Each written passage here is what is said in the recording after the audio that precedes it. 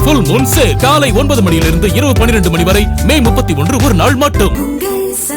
தமிழகத்திலே நடைபெற்றுக் கொண்டிருக்கின்ற குதிரை பேரத்தின் மூலமாக அனைத்திந்திய அண்ணா திராவிட முன்னேற்ற கழகத்துடைய சட்டமன்ற உறுப்பினர்களை விலைபேசிக் கொண்டிருக்கின்ற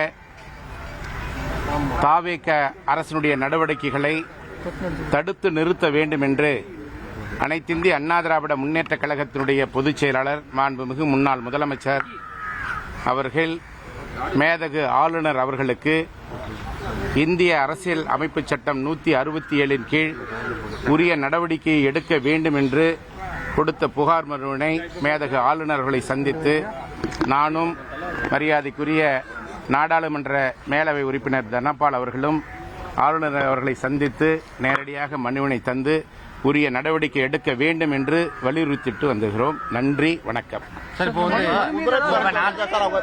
தலைமைச் செயலகத்துல ஒவ்வொரு அதிமுக பிரிந்து சென்றவர்கள் எல்லாருமே தலைமைச் செயலகத்துல தான் சந்திக்கிறாங்க.